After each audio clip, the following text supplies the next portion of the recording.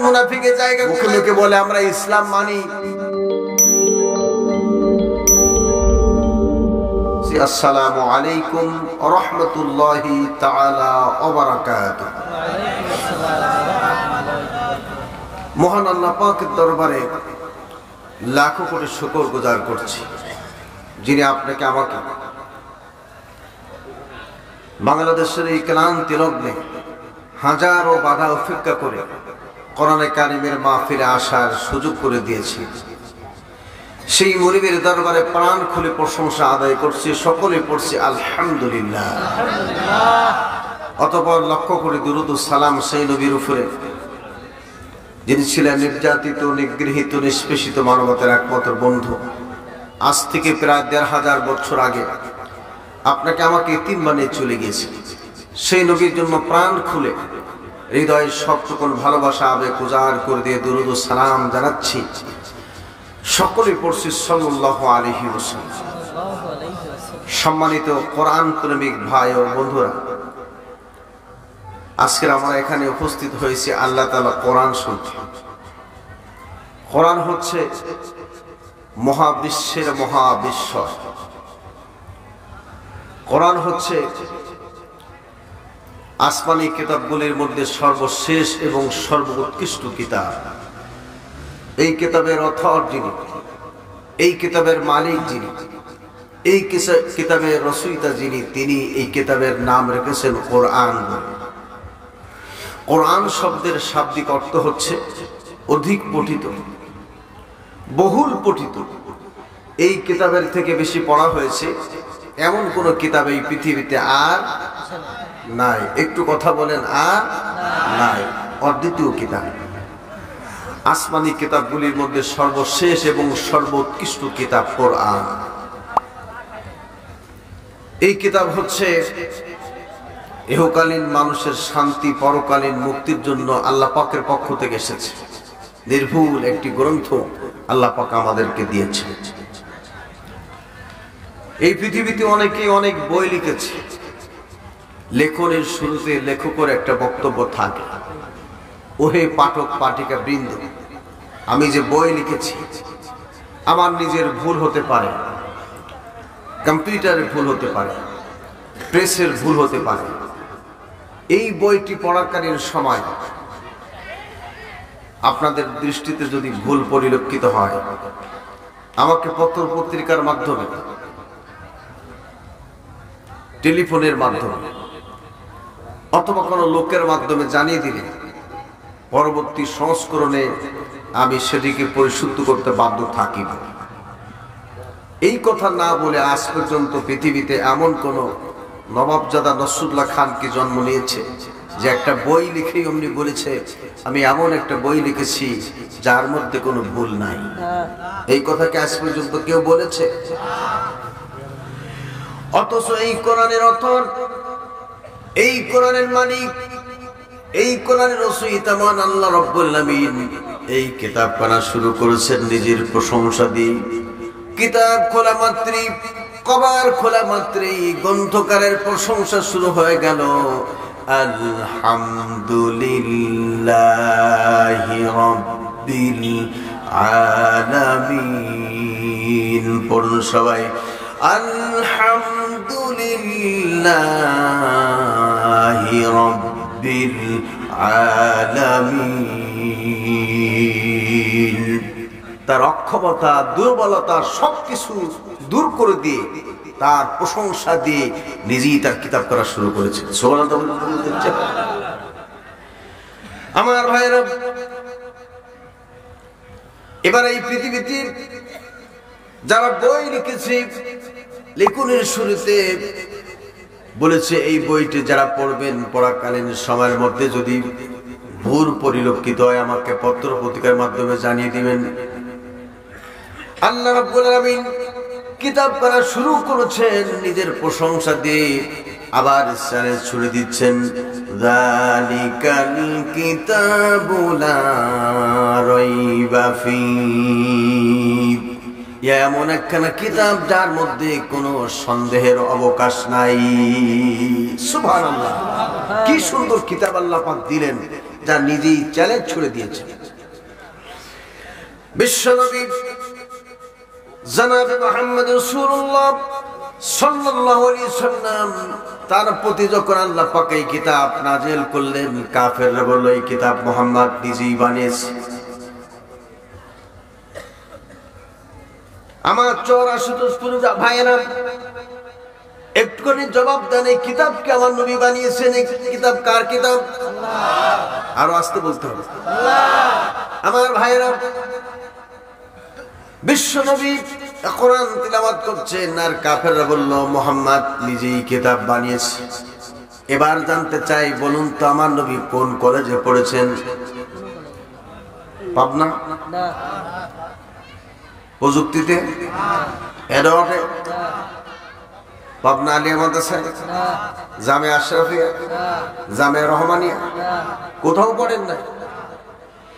আমার নবী বিশ্ব নবী পৃথিবীর কোন পাঠশালার, কোন মক্তবে, কোন কলেজে, কোন ভার্সিটিতে নবীজি পড়েন নাই। এরপর নবীজি বলেছেন ইন্নামা বুইসতু মুআল্লিমা, আমি মানবতার জন্য শিক্ষক হিসেবে প্রেরিত হয়েছি।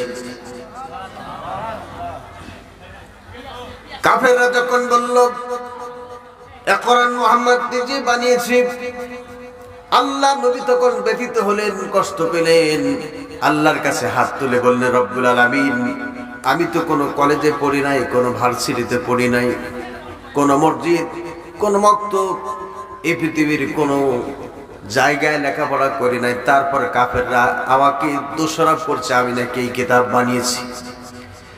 আল্লাহ রব্বুল আলামিন নবীর এই ক্রন্দন, নবীর এই বেদনা, নবীর এই কষ্ট দূরীভূত করার জন্য আল্লাহ পাক চ্যালেঞ্জ ছুড়ে বললেন, হে নবী আপনি বলে দিন, যারা তোমরা আরবিতে পাণ্ডিত্য অর্জন করেছো,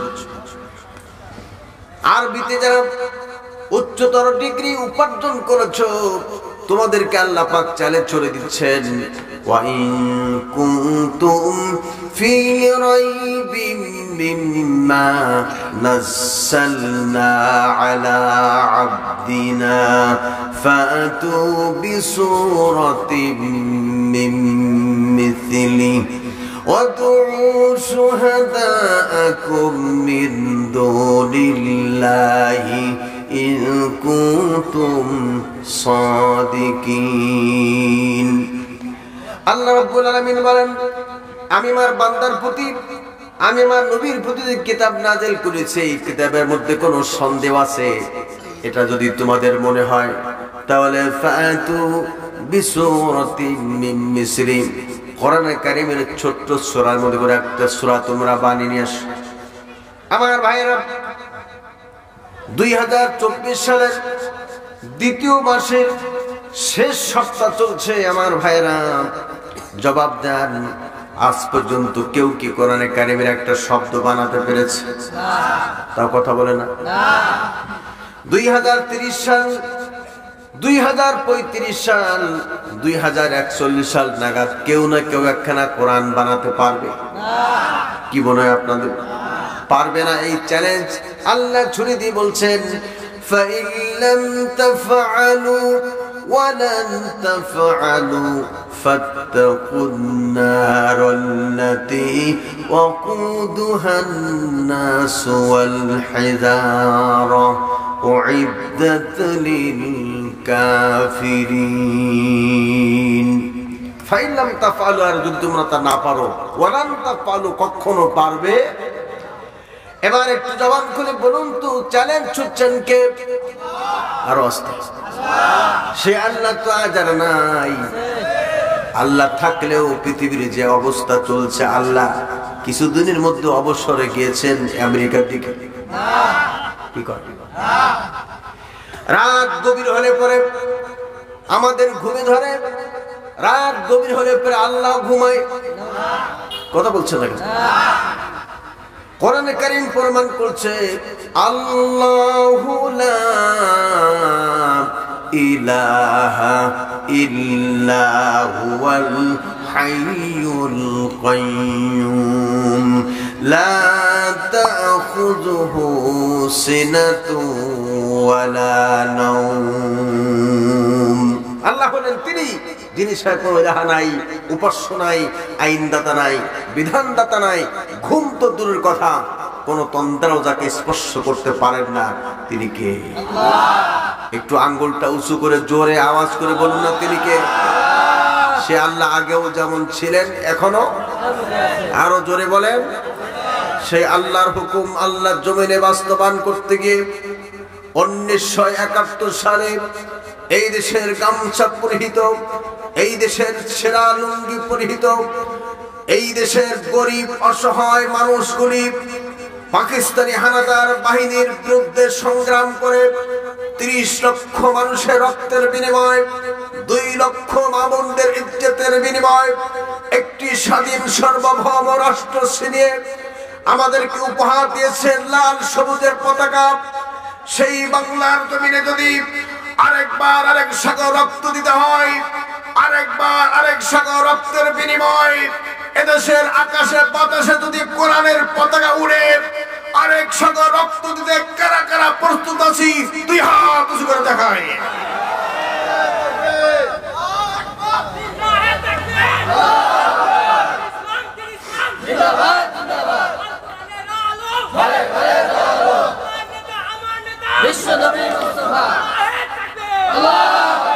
থাক, স্লোগান দেওয়ার দরকার নাই, পুলিশ এসে ধরবে। ভয় আছে নাকি? পুলিশের ভয় আছে?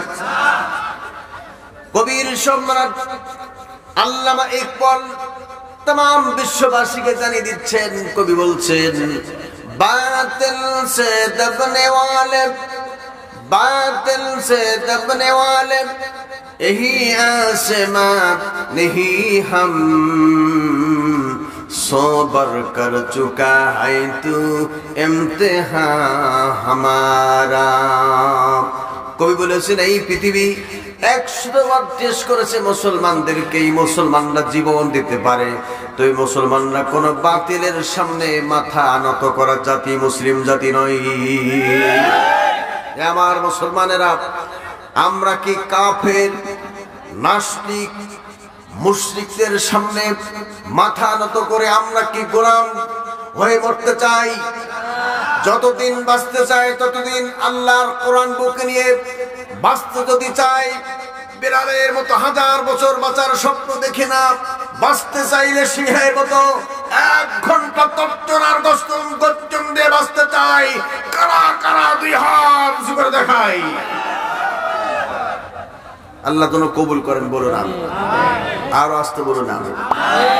আপনাদের ভয় ধরেছে, না জানি জোরে আওয়াজ করলে পাবনা সদরের পুলিশ এসে আপনার হাতে হ্যান্ডকাফ লাগাবে। ভয় আছে? ভয় আছে বুঝি, না থাকলে বললেন না কোন। আমার ভাইরা, এবার আসুন একটুখানি কথা বলি। আমার ভাইরা, যে কিতাব আল্লাহ পাক আমাদেরকে দিয়েছেন, যে কিতাব আমরা পেয়েছি, এই কিতাবের মধ্যে কোনো ভুল নাই, কোনো সন্দেহ নাই। এবার জবাব দেন, এই কিতাবের মালিক যিনি, রব যিনি, তিনি তো মাঝে মাঝে 2-1টা মিথ্যা কথা বলেন। কোরআনে কারীম প্রমাণ করছে, আল্লাহ পাক নিজেই সত্যবাদী, তার প্রমাণ নিজে দিয়ে বলছেন, ওয়ামান আসদাকু মিনাল্লাহি কিলা। আমি আল্লাহর থেকে মহা সত্যবাদী আর কে থাকতে পারে? সুবহানাল্লাহ বলতে ইচ্ছা করলো না বুঝি? আল্লাহ যেমন সত্যবাদী, আল্লাহর কোরআনও তেমন সত্য। আর নবী করিম সাল্লাল্লাহু আলাইহি সাল্লাম বলেছেন, মান ক্বালা বিহি সাদাকা। কোরআন থেকে যেই কথা বলে সেই শুধু সত্য কথা বলে। কোরআন বাদ দিয়ে যত নেতা মঞ্চে দাঁড়িয়ে আঙ্গুল ঘুরিয়ে যতই বক্তব্য দিক না কেন, তার বক্তব্যের ভিতরে হাজার মিথ্যা কথা সংমিশ্রণ রয়েছে। যারা কোরআন দিয়ে কথা বলে তারাই শুধু সত্য কথা বলে। আর নবী করিম সাল্লাল্লাহু আলাইহি সাল্লাম বলেছেন, ওয়ামান হাকামা বিহি আদালা। আর কোরআন দিয়ে যারা বিচার কার্য ফয়সালা করে তারাই শুধু এই পৃথিবীতে সোশ্যাল জাস্টিস কায়েম করে। আমার ভাইরা, এবার একটু জানতে চাই, সবাই বলুন তো দেখি, আশুতোষপুর রান্নাঘর থেকে শুরু করে জাতীয় সংসদ পর্যন্ত বর্তমান সব জায়গায় আল্লাহর কোরআনের হুকুম বিদ্যমান আছে তো? কি কর আছে? আমাদের কোর্ট কাছারি, আদালত, ফৌজদারি, ব্যবসা বাণিজ্য, চাকরি বাকরি, সব জায়গায় আল্লাহর কোরআন হুকুম বিদ্যমান আছে তো আছে। এবার কিন্তু আমরা নামে মুসলমান, গরু খেয়েও মুসলমান পরিচয় দিচ্ছি, আমি মুসলমান, গরু খেয়েছি, মাথায় টুপি দিয়েছি, দাড়ি রেখেছি, মনে হয় যেন তার ভাবে এই মূর্তি আসমান থেকে এই মূর্তি যেন নামলো আল্লাহর ফেরেশতা, কিন্তু তার কাজে কর্মে মুনাফিকও হার মেনে যায়, ইবলিসও হার মেনে যায়। কথা বলেন ঠিক কিনা?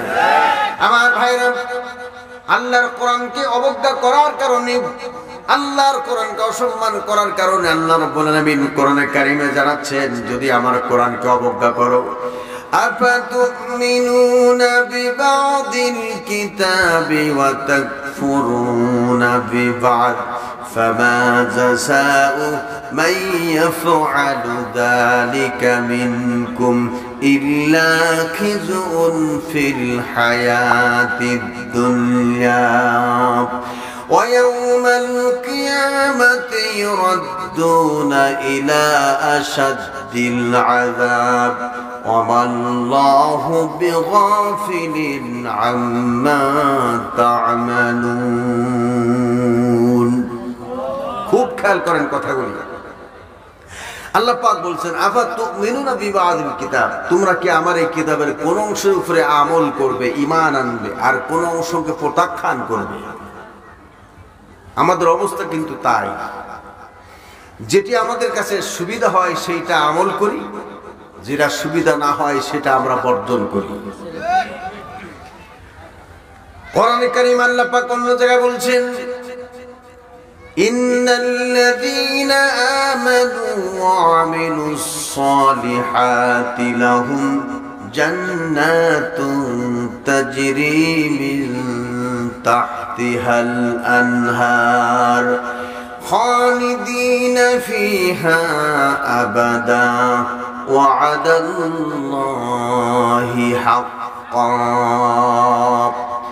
নিশ্চয় যারা ঈমান এনেছে, ঈমান আনার পরে যারা নেক আমল করেছে, এক কথায় যারা ঈমান আনার পরে নেক আমল করেছে, আমার ভাইরা, তাহলে আগে হলো ঈমান, পরে হলো আমল, না আগে আমল? আগে ঈমান।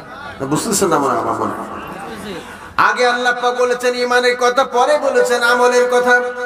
এবার আরো প্রমাণ নেন, আল্লাহ পাক বলেন, ওয়াল আসরি ইন্নাল ইনসানা লাফি খুসর ইল্লাল্লাযীনা আমানু ওয়া আমিলুস সালিহাতি ওয়া তাওয়াসাউ বিল হাক্কি ওয়া তাওয়াসাউ বিস সাবর। পড়ুন আমার সঙ্গে, ওয়াল আসরি ইন্নাল ইনসানা লাফি খুসর ইল্লাল্লাযীনা আমানু ওয়া আমিলুস সালিহাতি ওয়া তাওয়াসাউ বিল হাক্কি ওয়া তাওয়াসাউ বিস সাবর। আল্লাহ রাব্বুল আলামিন বলেন, ওয়াল আসর, সময়ের কসম, কালের কসম, ইতিহাসের কসম। আল্লাহ পাক বলেন, ইন্নাল ইনসানা লাফি খুসর, বেশক অবশ্যই প্রত্যেকটি মানুষ ক্ষতির মধ্যে পড়ে আছে। ইল্লাল্লাযীনা আমানু, কিন্তু তারা নয় যারা ঈমান এনেছে আমি আল্লাহ আমার প্রতি, ও আমিলুস সালিহাত, ঈমান আনার পরে যারা দ্বিতীয় কাজ আমলে সালেহ করেছে। তাহলে আগে আল্লাহ পাক বলেছেন ঈমানের কথা, পরে বলেছেন আমলের কথা। এই কথা বলেন না কেন? আমার ভাইরা, এখন আগে ঈমানকে সঠিক করতে হবে, তারপর হলো আমল। এখন আজকের পৃথিবীর মানুষের অবস্থা হলো, ঈমান না থেকে না থাকুক, আমল দিয়ে আমরা জান্নাতে যেতে চাই। এবার একটু জবান খুলে বলুন, আমল দিয়ে কি জান্নাতে যাওয়া যাবে যদি ঈমান না থাকে? কথা বলেন না। আপনাদের পাশে পদ্মা নদী, এই নদীর মধ্যে একটা নৌকা ছেড়ে দিলেন, আছে না নৌকা? একটু কথা বলতে আপনাদের অসুবিধা হচ্ছে আমার মনে হয়, রাত বেশি হয়ে গিয়েছে তো সেই জন্য আমি আপনাদের লম্বা কথা বলে সময় নষ্ট করে ফজরের নামাজ কাজা করে দিব না। বর্তমান চিনির দাম কত? 150 টাকা। হ্যাঁ, 100, 150। আমার ভাইরা, সৌদি আরবে 5,000 পণ্যকে অর্ধেক দামে আনিয়ে এনেছেন রমজান মাস এসেছেন বলে। আর আমাদের দেশে রমজান মাসে অন্য মাসে যে দাম থাকে রমজান মাসে তার দ্বিগুণ হয়। সরকার দাম বেঁধে দেয়, সয়াবিন তেলের দাম বেঁধে দেয় 163 টাকা, বাজারে বিক্রি হয় 80 টাকা। কথা বলেন ঠিক কিনা? আমার ভাইরা, আমার বন্ধুরা, এবার এই 150 টাকা কেজি ধরে চিনি আপনি মনে করছেন আমার ঢাকায় আত্মীয় আছে তাদের কাছে পাঠাবো, যেহেতু পাবনায় কুশির হয়, আখ হয়। ঢাকায় কি আখ আছে? এই কথা বলেন না, আখ আছে, যদিও ঢাকার কিছু লোক এখানে বসবাস করে। আমার ভাইরা, এক নৌকা চিনি ভর্তি করলেন, ভর্তি করে পাঠিয়ে দিলেন। কিন্তু নাজিরগঞ্জ ঘাট পর্যন্ত গেল, যাওয়ার পরে নৌকা ডুবে গেল, চিনি বেঁচে থাকবে? কি কথা? আমার ভাইরা, দোতলা বিশিষ্ট একটা নৌকা বা একটা জাহাজ, এই জাহাজের মধ্যে যত লোক উঠেছে পানির ব্যবস্থা হলো দোতলায়। এবার নিচের তলার লোকরা যখন পানি আনতে দোতলায় ওঠে, দোতলায় ওঠার পরে দোতলার লোকরা বলে আমরা জিকিরে ফিকিরে থাকি, তোমরা বারংবার দোতলায় আসো কেন? এটা বন্ধ করো। এবার নিচের লোকরা মনে করলো আমরা এখন ঐক্যজোট করবো, উপরে পানি আনতে যাব না।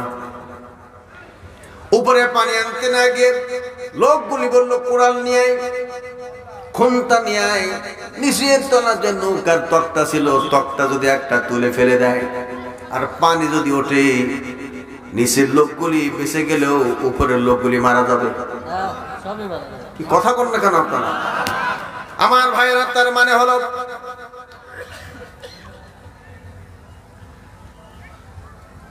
পানির ব্যবস্থা নিচে আছে, যেখানে সেখানে পানি তোলা যাবে না, যেখানে সেখানে নৌকার চলটা তোলা যাবে না। নিচের তলার লোকগুলি মারা গেলে উপর তলার লোকগুলি বাঁচতে পারবে না। কথা বলেন ঠিক কি ঠিক না? আমার ভাইরা, এখন নৌকা চলে গেল নাজিরগঞ্জ ঘাটে। যাওয়ার পরে ওই নৌকার তলায় ছিদ্র ছিল বলে ওখানে যাওয়ার পরে নৌকা শরীর সমাধি হলো, চিনি কি বাঁচবে? তার মানে হলো নৌকার তলায় ছিদ্র আছে বলে, ফুটা আছে বলে নৌকা যেমন চিনি শব্দ শরীর সমাধি হয়ে গেল। কোন ব্যক্তি যদি ঈমান না থাকে, ভরি ভরি আমল যদি থাকে, তার আমলটাও শরীর সমাধি হবে। আগে হতে হবে ঈমান, পরে হতে হবে আমল, ঠিক কিনা? আমার ভাইরা, এখন আমি আস্তে করে কথা আপনাদের শোনাবো, আমি লম্বা করতে চাই না। কোরআন থেকে আমি আপনাদের শোনাতে চাই। এবার একটু জবান খুলে বলুন তো, এই মূর্তি যে জায়গায় বসা আছে, এই জমিনে বসা আছে, জমিনের মালিক কে? আল্লাহ। হলো না কথা? ভয় লাগতেছে আপনাদের? আরো জোরে বলুন, জমিনের মালিক কে? আসমানের মালিক কে? হায়াতের মালিক কে? মৌতের মালিক কে? আসমান থেকে পানি বর্ষণ করেন কে? আল্লাহ তাআলা বলেন, আল্লাযী জা'আলা লাকুমুল আরদা ফিরাশান ওয়াস সামাআ বিনাআ ওয়া আনজালা মিনাস সামাই মাআন فأخرج به من الثمرات رزقا لكم فلا تجعلوا لله أندادا وأنتم تعلمون বলুন আল্লাহু আকবার। আল্লাহ পাক বলেন, আমি তোমাদের জন্য জমিনকে বিছানার মতো করে দিয়েছি, দস্তরখান বানিয়ে দিয়েছি, আর আসমানকে বিনা খুঁটিতে ছাদের মতো স্থাপন করে দিয়েছি। আমার ভাইরা, এদিকে তাকান, আমার দিকে তাকান। এবার বলুন তো, এই যে প্যান্ডেল করেছেন আমার যুবক ভাইরা, চতুর্পাশে খুঁটি দিয়েছেন, মাঝখানেও খুঁটি দিয়েছেন, আসমানকে বিনা খুঁটিতে আল্লাহ পাক খাড়া করে রেখে দিয়েছেন। এটা আপনাদের কিভাবে বিশ্বাস হয়? আমাদের বাইতুল মোকাররম জাতীয় মসজিদের স্থাপন যিনি করেছেন তিনি হলেন বঙ্গবন্ধু শেখ মুজিবুর রহমান। তিনি কবরে চলে গিয়েছেন, কিন্তু মসজিদখানা খাড়া আছে। বাংলাদেশের এই আসমানের ছাদকে ঠেকে রাখার জন্য বাইতুল মোকাররমে যে বিশাল একটি মিনার আছে, ওইটাই হলো আসমানের ছাদ। খুঁটি পিলার তাও কথা কয় না। আমার ভাইরা, যদিও বাংলাদেশে কোনো জায়গায় আসমানের খুঁটি নাই, কিন্তু দিল্লির শাহী মসজিদ, এই শাহী মসজিদের যে মিনার আছে, এই মিনারটাই হলো আসমানের খুঁটি। যদিও দিল্লি না থাকে, এই পৃথিবীর নামী স্থান হলো কাবা শরীফ। কাবা শরীফে 11টি মিনার আছে। এক একটা মিনার অনেক দূর থেকে দেখা যায়। 2013 সালে যখন গিয়েছি, রাত্রের বেলায় দূর থেকে মিনারগুলি দেখা যায়। এবং কাবা শরীফের একটা বিল্ডিং আছে, 96 তলা বিল্ডিং, যাকে জমজম টাওয়ার বলে মানুষেরা চেনে। একটা দেওয়াল ঘড়ি আছে, এই ঘড়িটা 5 মাইল 7 মাইল 10 মাইল দূর থেকে দেখা যায়। আমার ভাইরা, Bangladesh, Bharat, Pakistan, Iraq, Iran, Sudan, এই সব দেশে যদি আসমানের কোথাও খুঁটি না থাকে, কাবা শরীফের জমজম নামক টাওয়ার, ওই টাওয়ারটায় আল্লাহ পাক আসমানের খুঁটি সাব্যস্ত করেছেন। এই কথা কয় না কেন? তাহলে এবার জবাব দিন, তাহলে বিনা খুঁটিতে আসমানকে খাড়া করে রেখে দিয়েছেন কে? আরো জোরে বলুন কে? এবার আবার জবান খুলে বলুন, এই জমিনের মালিক কে? আকাশের মালিক কে? হায়াতের মালিক কে? মৌতের মালিক কে? আপনাকে আমাকে রিজিক দান করেন কে? এবার তাহলে ফাইনাল উত্তর দেবেন, তাহলে আইন আর হুকুম চলবে কার? কেন, ওরা তো খাজা বাবা চলবে। আমার খুলনায় 2 জন লোক আছে, একজনের নাম হলো জব্বার, আরেকজনের নাম হলো গফফার। জব্বার প্রতিদিন 3 কেজি থেকে 3.5 কেজি চাউলের ভাত খায়। জব্বারের ওজনও বাড়ে না, মোটাও হয় না। কিন্তু গফফার প্রতিদিন 200 গ্রাম থেকে 350 গ্রাম চাউলের ভাত খায়। বর্তমান ওজন বাড়তে বাড়তে ওজন হয়েছে 5.5 মণ। যে খায় না তার ওজন বাড়ে, যে খায় তার ওজন বাড়ে না, এটাও যেমন সম্ভব নয়। সৃষ্টি করেছেন একজন, আইন চলবে আরেকজনের, এটাও তেমন সম্ভব নয়। এই কথা বলে না কেন আমার ভাইরা? তাহলে এবার ফাইনাল উত্তর দিন, আমাদের সৃষ্টি করেছেন কে? আরো ধরে আল্লাহ সৃষ্টি করেছেন, এইটা বলতে আপনাদের এত লজ্জা লাগে? এবার উচ্চ আওয়াজ করে বলুন, আমাদের সৃষ্টি করেছেন কে? আইন চলবে কার? এবার বলতে পারেন, হুজুর তাহলে কোরআন থেকে প্রমাণ নিতে চাই। কোরআনের কারিম আজ থেকে 1500 বছর আগে বিশ্ব নবীর কাছে জানিয়ে দিচ্ছেন আল্লাহ পাক, আলা লাহুল খালকু ওয়াল আমর, সৃষ্টি করেছেন যিনি, আইন চলবে একমাত্র সেই আল্লাহ। এবার আবার ফাইনাল উত্তর দিন, তাহলে আইনের হুকুম চলবে কার? এবার একটু খুলে বলুন, তাহলে আল্লাহর হুকুম কি চলে? আল্লাহর হুকুম যদি চলতো, কেন চলে না? আবু জাহেল যে মুহূর্তে রাষ্ট্রীয় ক্ষমতায় ছিল, ওই মুহূর্তে আমার নবী ছিলেন। আমার নবী 13টি বছর ধরে কোরআন দাওয়াত দিলেন। আবু জাহেল কোরআন বুঝতো, মানে না। এই কারণটা কি? মানলে পরে কি, মানলে কি সব বুঝতো আবু জাহেল। কারণ আল্লাহ রাব্বুল আলামিন, বাংলাদেশের মাতৃভাষা হলো বাংলা ভাষা, এই ভাষা আল্লাহ কোরআন নাজিল করেন নাই যাতে করে আবু জাহেল নিজের ভাষায় কোরআন বুঝতে পারে। সেই জন্য আল্লাহ রাব্বুল আলামিন আবু জাহেলের নিজস্ব ভাষায় কোরআন নাজিল করেছেন। আবু জাহেল বুঝতো, মানে নাই, ক্ষমতা চলে যাবে সেই জন্য। আজও পৃথিবীতে অনেকে কিন্তু কোরআন পড়ে, রাত্রে গভীর রাত্রে উঠে তাহাজ্জুদ পড়ে, আবার ফজর আজান হলে পরে নামাজ পড়ে, কোরআন তিলাওয়াত করে। কিন্তু 10টায় যখন সমাবেশে গিয়ে বক্তৃতা দেয়, আঙ্গুল নাড়িয়ে বলে এইসব আবাল তাবাল চলবে না, এইসব পদ্মা মদ্দা, আগের যুগে এইসব কাজকর্ম চলবে না। তার মানে হলো কোরআন নিষিদ্ধের ষড়যন্ত্র করে। এই আছে কি নাই? আমার নিজেকে মুসলমান দাবি করে, এগুলো হলো জাতে মুনাফিক। কতক্ষণ ঠিক কিনা? এবার একটু জবাব দেন, মুনাফিকের জায়গা কোথায়? জাহান্নামের। কোরআনে কারীম প্রমাণ করছে, ইন্নাল মুনাফিকিনা ফিদ দারকিল আসফালি মিনান নার ওয়া লাম তাজিদ লাহুম নাসীরা। এই মুনাফিকের জায়গা হলো জাহান্নামের সর্বনিম্ন স্তরে। এই মুনাফিক তো বাংলাদেশে নাই, এগুলো সব ভারতে বসবাস করে। আমার ভাইরা, নির্বাচন যখন আসে তখন মুনাফিকগুলি সব পাওয়া যায় খুঁজে। কিভাবে দেখেন, বুঝায়। নির্বাচন যখন আসে সারা বছর নামাজের নামে খোঁজ নাই, নির্বাচন যখন আসে তখন একটা ছক্কা মার্কা টুপি মাথা দিয়ে মানুষের বাড়িতে বাড়িতে আসে। আশুতোষপুর প্রত্যন্ত অঞ্চলে চর অঞ্চলে সে বলে, ভাইজান আপনাকে অনেক ভালোবাসি, চাচাকেও ভালোবাসতাম, চলেন চাচার কবরটা জিয়ারত করে আসি। আপনি বললেন, চেয়ারম্যান সাহেব কি কথা বললেন, আমার আব্বা তো ঘরে ঘুমায় আছে। চেয়ারম্যান সাহেব তখন ধরা খেয়ে গেছে, ব্যাপারটাকে আমি ভুল করে ফেলেছি। আমার ভাইরা, তার মানে হলো ভোটের আগে জীবিত বাপের কবর জিয়ারত করতে আসে, মারা গেলে পরে 1000 বার টেলিফোন করলে তখন টেলিফোন ধরার সময় নাই। এগুলো হলো জাতে মুনাফিক। আবার দেখবেন কিছু কিছু লোক আছে সপ্তাহে একদিন নামাজ পড়ে, কেউ জানাজা পড়ে, কেউ ঈদের নামাজ পড়ে, আর সারা বছর নামাজের ধার ধারে না। 8টি নামাজ 7টি নামাজ, এই সমাজে এরকম লোক আছে কি নাই?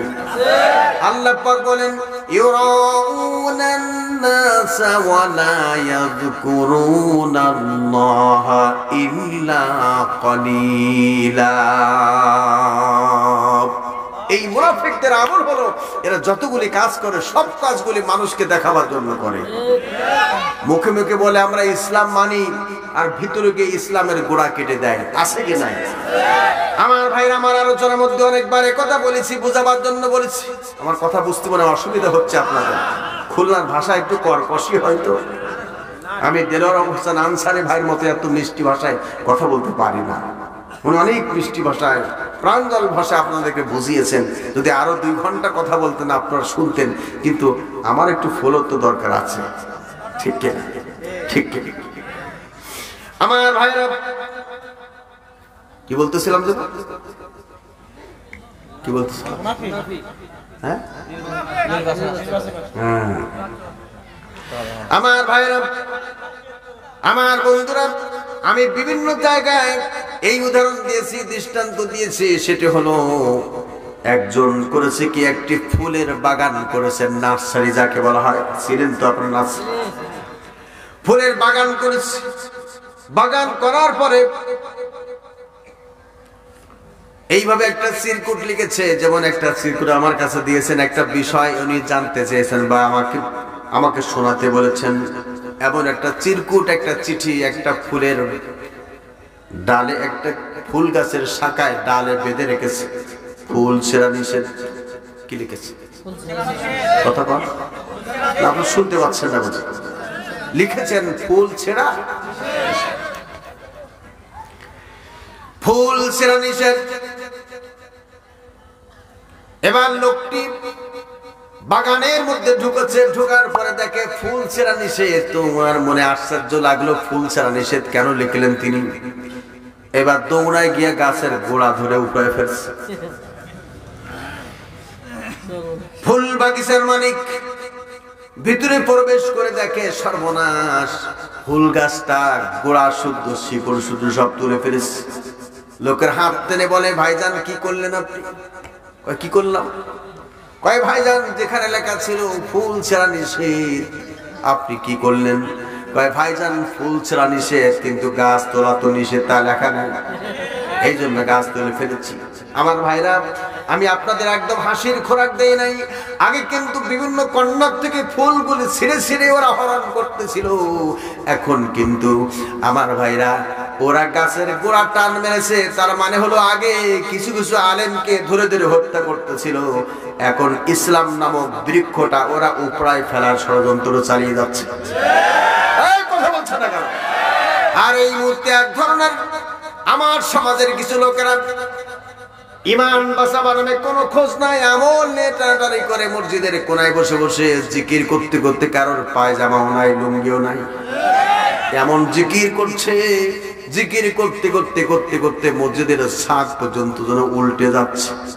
আবার জিকিরের শেষে আল্লাহর কাছে হাত তুলে কাঁদে আর বলে, যত নকম রিয়া মানুষ আল্লাহ বানাইয়া,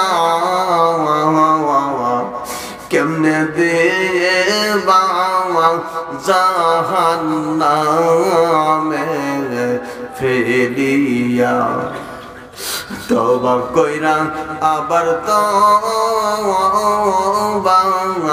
ভাঙ্গিলাম অবশেষে তওবা নসুহা করিলাম।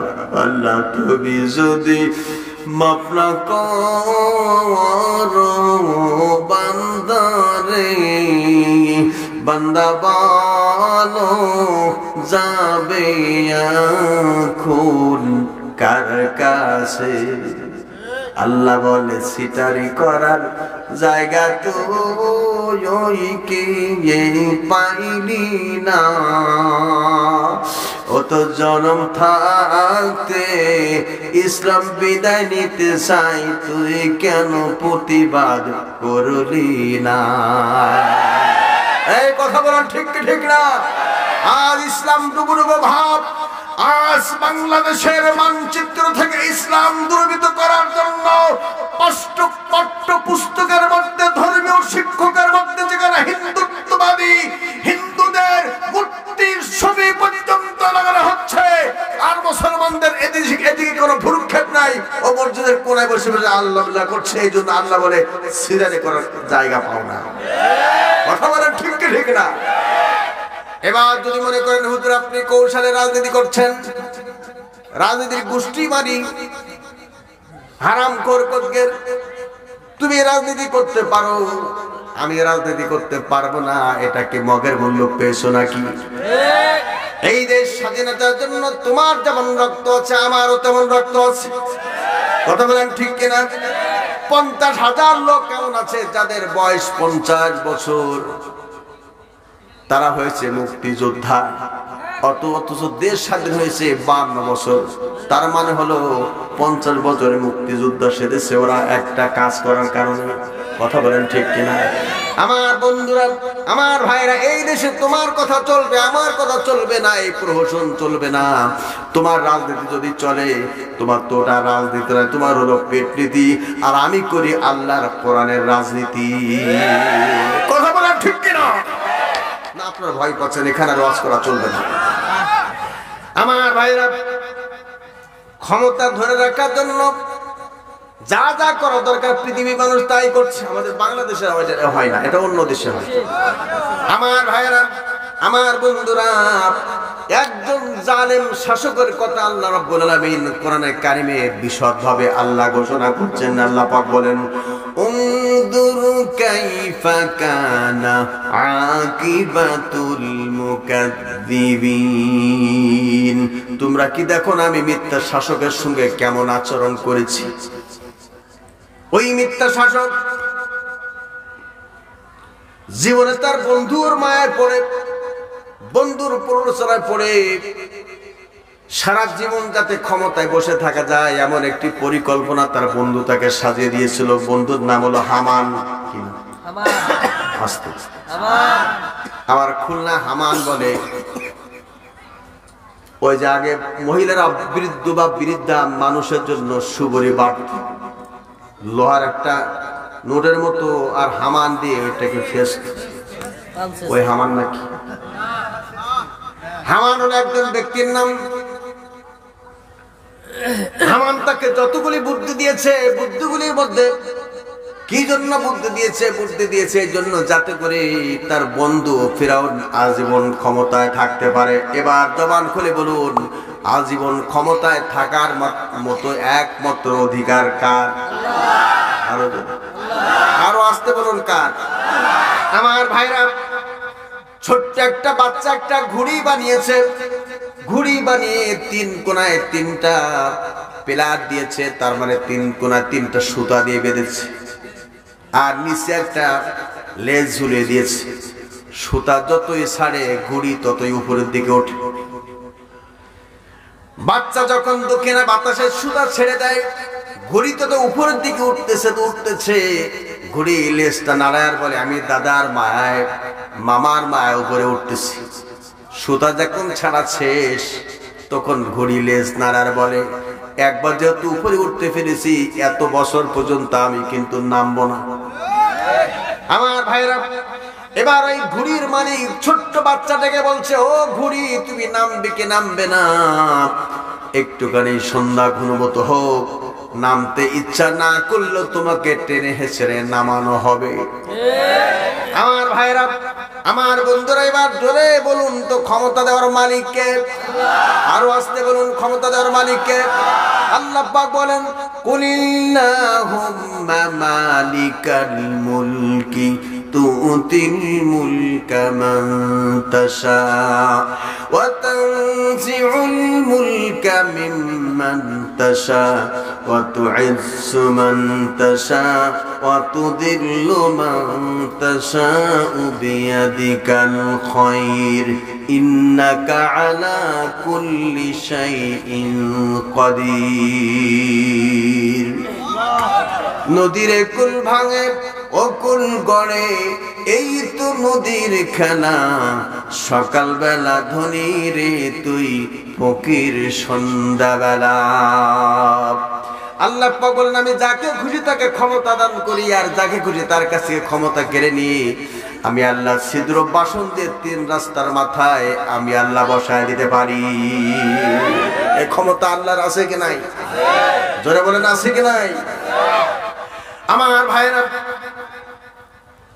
আল্লাহ পাকের কত খেলা দেখেন না। আপনাদের বুঝতে অসুবিধা হচ্ছে, কষ্ট হচ্ছে? যদি আপনারা অনুমতি দেন তাহলে আমি একটু ওয়াজ শুরু করে দেই। সবার কাছে আমি অনুমতি চাই ওয়াজ করার জন্য, কারণ অনুমতি না পাইলে আমি ওয়াজ করতে পারি না।